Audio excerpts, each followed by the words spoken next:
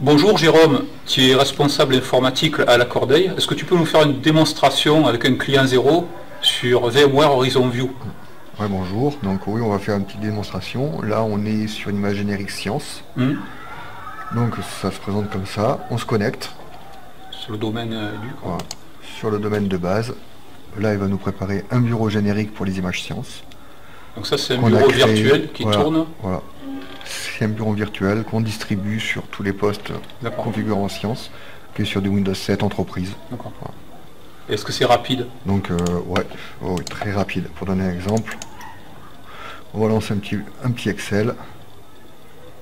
Ah, effectivement. Ferme-le, relance-le. Exécute. Dans la foulée après. Il oui, cache, c'est plus rapide que sur une station classique.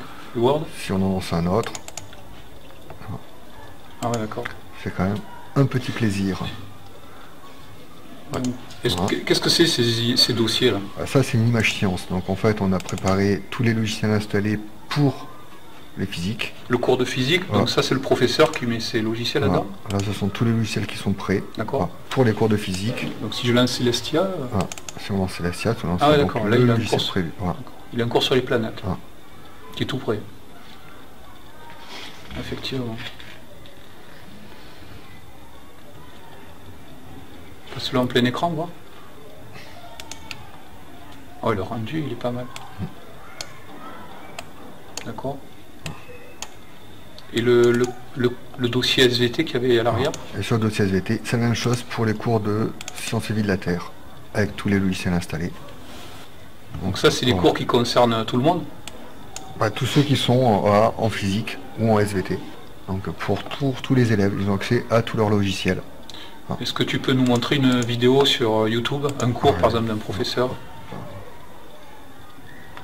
Donc là, c'est sur le même principe.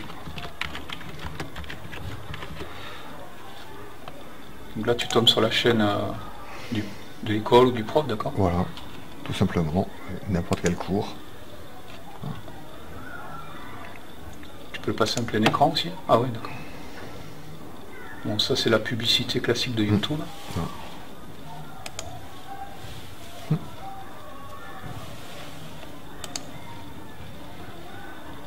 ça c'est le cours de maths qui commence.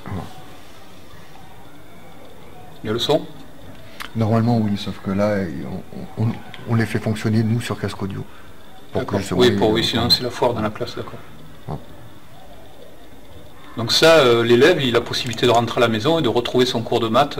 Ah oui, c'est du YouTube, donc ça, il a accès... S'il est absent du cours, par exemple...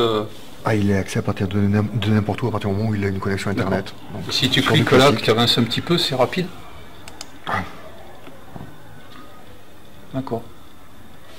Moi, c'est impressionnant. Bon, écoute, je te remercie pour la démonstration.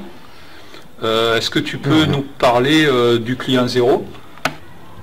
Donc Jérôme, alors c'est quoi cette boîte? Tu peux nous la présenter un petit peu? Donc c'est notre client zéro qui nous permet justement de déployer tous nos postes. Donc c'est une simple boîte sur laquelle on n'a ni RAM, ni disque dur, ni processeur embarqué. Et est-ce qu'il y a un système d'exploitation à l'intérieur? On n'a absolument rien. On n'a absolument rien. Il va tout chercher sur notre serveur de virtualisation. D'accord. Ce qui nous permet d'avoir absolument aucune pièce à l'intérieur qui peut être vraiment intéressante. D'accord. Pour que les postes disparaissent. Aucune pièce mobile. Et les ports, Au niveau port, on a du classique, donc 2 ports USB en façade pour pouvoir brancher une clé ou autre, le casque, le micro, et sur l'arrière, la prise réseau, prise haut-parleur, et 2 prises vidéo pour pouvoir brancher 2 écrans séparés. Et la prise réseau, les gigabits? Oui. Et la deuxième prise vidéo, vous en servez pour quoi? En règle générale, c'est surtout au niveau des bureaux profs. Ça nous permet d'avoir une prise pour leur écran et une prise pour du vidéoprojecteur, afin qu'ils puissent projeter pour tous les élèves. C'est compatible avec un tableau interactif? C'est compatible avec un écran interactif, oui. D'accord. Et quand tu déploies, tu fais un déploiement de masse, tu les règles un par un ou tu as un outil? Non, on leur affecte des profils. C'est-à-dire que si on sait que les 10 terminaux que l'on prend vont être pour du prof, on applique un profil professeur et donc il régénère les paramètres pour tous en fonction du profil que l'on a fait. Hein. Comme ça s'active tout seul, par exemple un double écran, et sans avoir besoin de passer terminal par terminal. Voilà. Donc finalement, tu as une gestion qui est complètement centralisée, tant au niveau des VM que du client zéro. Voilà, en effet. Bon, écoute, je te remercie Jérôme de ta patience.